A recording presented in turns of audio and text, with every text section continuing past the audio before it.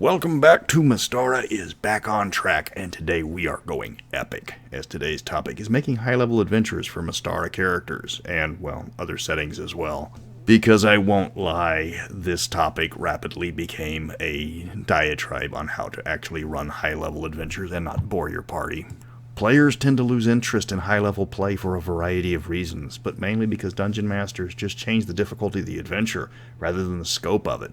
The Master level modules were a perfect example of this. Instead of questing for immortality, you were going on a plane-hopping scavenger hunt.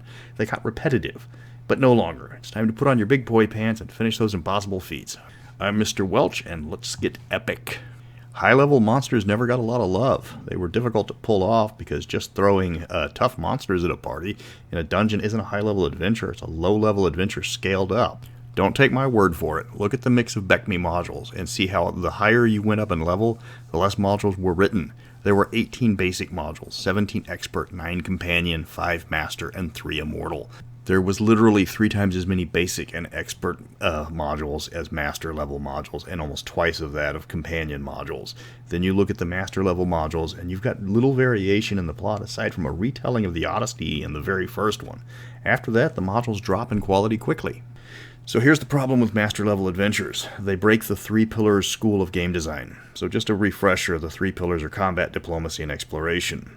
But what happens when you are the biggest, baddest bone daddy in this here boneyard? When you're the fighter that has no equal, the ranger that can navigate the 9 hells handcuffed, blindfolded, and drunk, and you probably already have. Or you're the bard that can convince anybody of anything with just a smile and a wink. You need a challenge. That's why I've never accepted the 3 pillars design. They are woefully short of actual gameplay. It leaves out the 2 concepts that keeps games fresh: self-improvement and world shaping. You're going to need those 2 to maintain interest when killing things, finding things, and convincing things gets too easy. At the highest levels, players need to impact their world. In Mystara, this starts off with the companion level when the players get their domains to rule over. Later in the master levels, they start off on their quest for immortality. The quests also fulfill the self-improvement side of game design. Self-improvement is not finding a +2 sword to replace your +1 sword. It's the paladin finally overcoming the butterflies in his stomach to ask out the barmaid he's been sweet on since level 1. He might be able to turn back entire hobgoblin hordes with a lance, and demon lords whisper his name for fear he might be listening. But when he's ordering a drink from the cute redhead that's been serving him every week for a year, he can't even remember his name. Self-improvement is about shaping your character's status to weave it into the narrative of the game. It's about finding completion to the character's backstories. It's all about doing the little things that make the characters feel like real people, rather than just being the squishy part of a sword. Characters are going to have hobbies, wants, desires, interests. Self-improvement in role-playing is about meeting all of those and keeping the story fresh. Characters can get married, join a guild, take on an apprentice, earn their title of nobility. Find out what the player wants for his character and build an adventure about getting them that. That's a major part of high-level adventures, and it's an important part of the quest for immortality. World building is the fraternal twin of self-improvement. It shares a lot of the elements of self-improvement, but instead of the character changing himself for the better to fit the world, the character is changing the world for the better. This is where your players get their titles of nobility, where they carve out their own domain or overthrow the evil king. They use their magics to literally reshape the world they live in. This is well past the murder hobo stage. Or they have gone to fight evil on a grander scale. If the Githyanki get uppity and take out a village in Yalarum for looking for slaves, well then the party is the one that goes to the astral plane, not just to get the villagers back, but to remind the Gith there are repercussions for their actions. Violent repercussions. The higher in level the characters get, the more agency they need. It becomes less about them taking jobs to keep people safe, and more about them being reactive to what they've seen. This is where the setting comes into play, because the players are going to see what evils are in the world, and they are going to finally try and put an end to them. The cleric suddenly decides it's time for Baron von Hendrix to go, or the thief is going to go John Wick on the Iron Ring. The characters are going to want to see the multiverse if they haven't settled down. Crossovers are very possible at this stage, especially with the catch-all settings.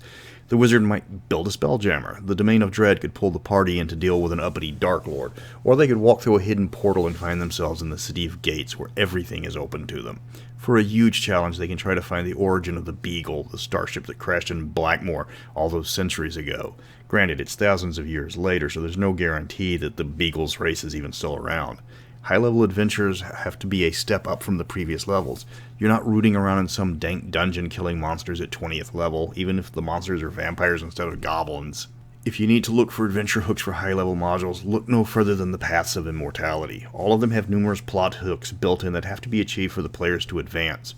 They're going to be questing for artifacts, trying to get the materials to forge new weapons, establishing dynasties, there's time travel, wizard duels, destroying artifacts, performing impossible deeds, and raising grandkids. Of course, customize the paths to immortality, that's the one thing I suggest, so it's not just a cookie-cutter method. The printed paths are more like guidelines to godhood, it's not carved in stone.